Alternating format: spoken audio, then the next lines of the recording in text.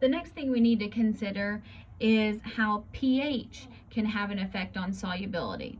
So milk of magnesia, which you can take as a liquid, it's available over the counter, is magnesium hydroxide, and it's considered insoluble, but we use it to neutralize stomach acid. So let's write the dissolution equation.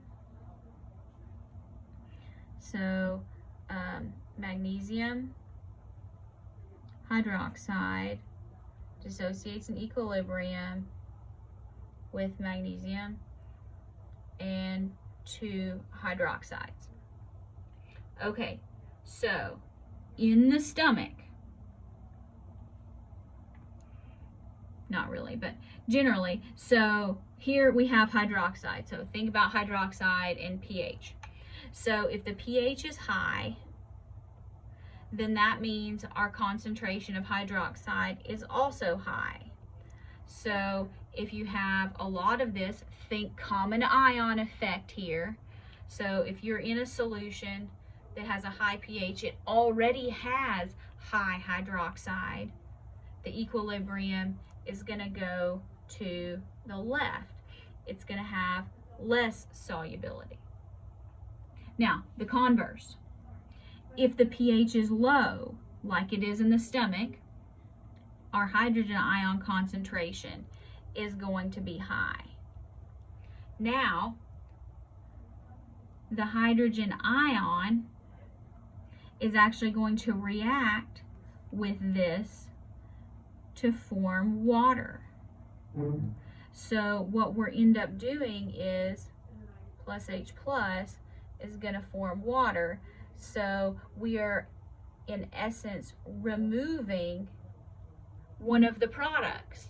So according to Le Chatelier's principle, when we remove a product, our equilibrium shifts to the right because we're taking away a product, so the reaction wants to replace more of that product, so it becomes more soluble in the stomach because it wants to keep replacing the hydroxide. So that's why it works to help relieve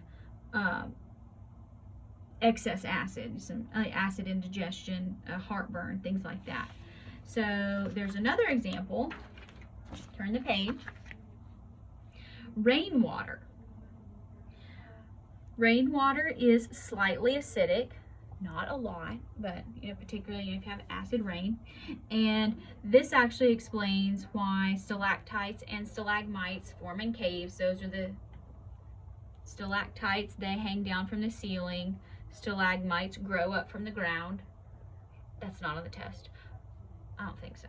It might be though. Maybe I'll decide. All right, so this is chemistry, not geology though. All right, so calcium carbonate is limestone. This is what, it's also Tums, in case you didn't know that. But limestone is what forms these. So now calcium carbonate decomposes. Now, the acidic rainwater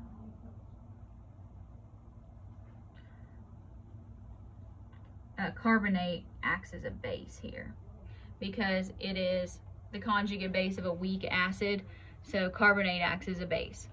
So acid and base, if you take acidic rainwater, it's going to react with this base, and so that means more is going to dissolve as it rains. Then